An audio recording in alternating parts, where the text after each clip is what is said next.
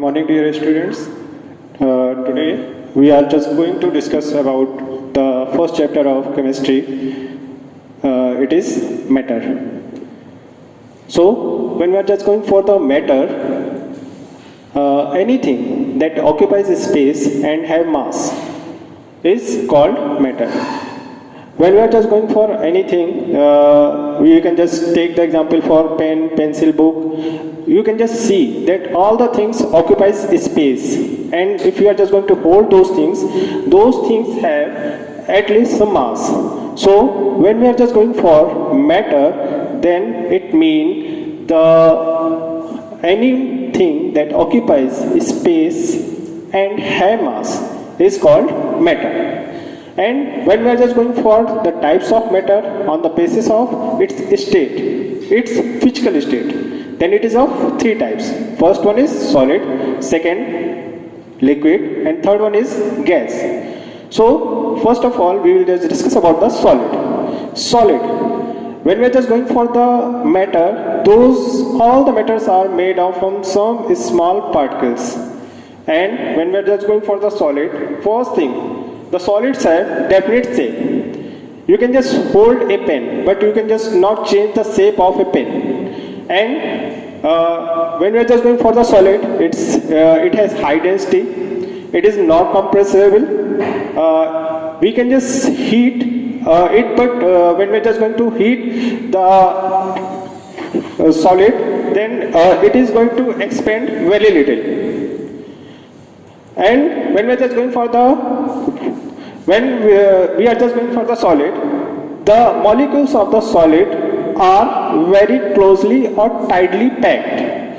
Now, when we are just going for the next, then it is liquid, and the liquid is somehow differ from solid on the basis of the arrangement of molecules. So when we are just going for the liquid, the arrangement of liquid molecules are somehow different. The molecules of liquid are some apart compressible to the solid. It means they have some more space between the solid.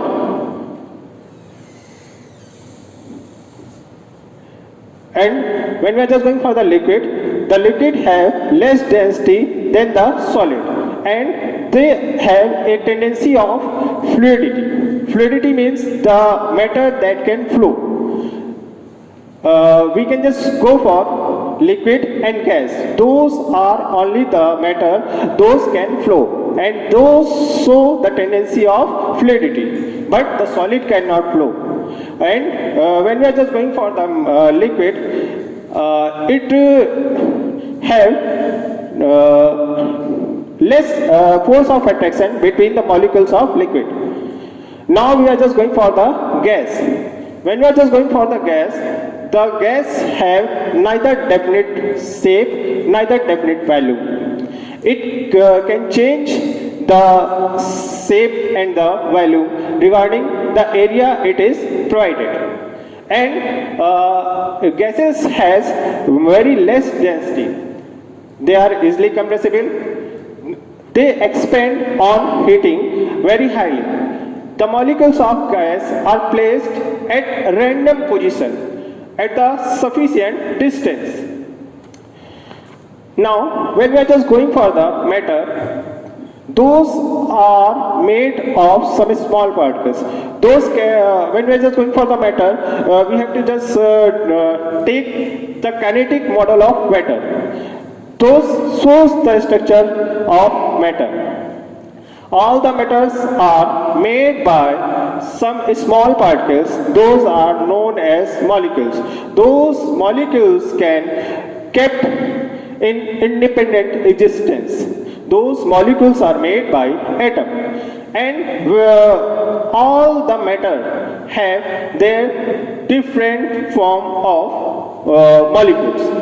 It means all the matter, if you are just going for the iron, if you are just going for the copper, the structure of their molecules are differ from each other. And the intermolecular space, it means the space between the two atoms or between the two particles is always changes. If you are going for the solid, if you are going for the liquid, and if you are just going for the gas, solids have very less space between the molecules, but liquids have larger space than the solid, and the gas molecules are very far from each other. Due to that, they have a lot of intermolecular space. Secondly, when we are just going for the solid, the particles of solid have a lot of force of attraction. So that force is also known as van der Waals force. It means when we are just going for the particles of solid, those particles are very tightly packed due to the presence of force of attraction between each other.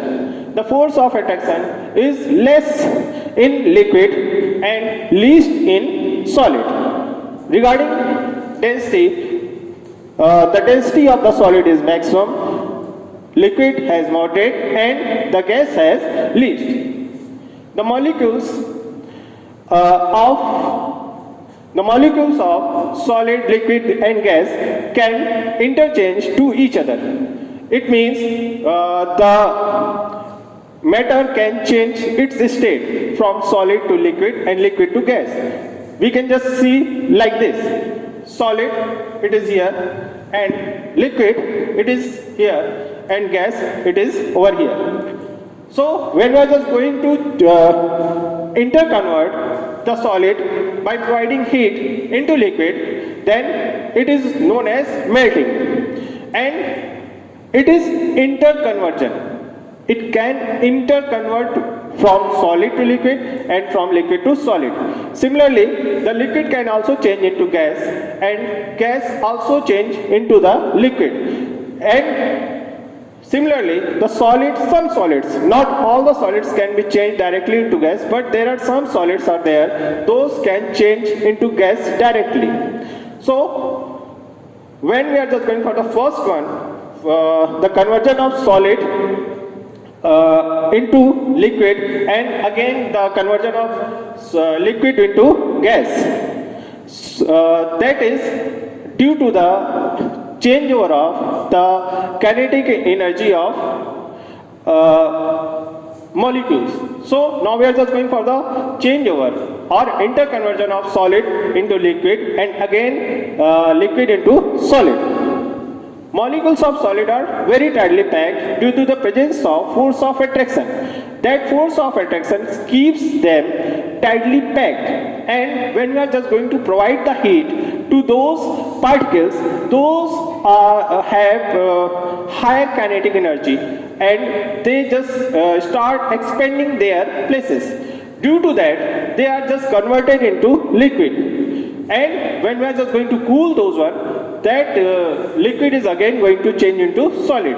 Similarly, this particular process, when we are just going to change the solid into liquid, that is known as melting, and when we are just going to change the liquid into solid, that is known as freezing. Now, when we are just going to change the liquid into gas, when we are just going to provide heat, then the liquid changes into gas. That particular process is known as vaporization. By providing heat, that particular process is known as vaporization. And the gas, again, when we are just going to cool the gas, when we are just going to change the temperature, lowering the temperature, then it is again going to change, that gas is again going to change into liquid.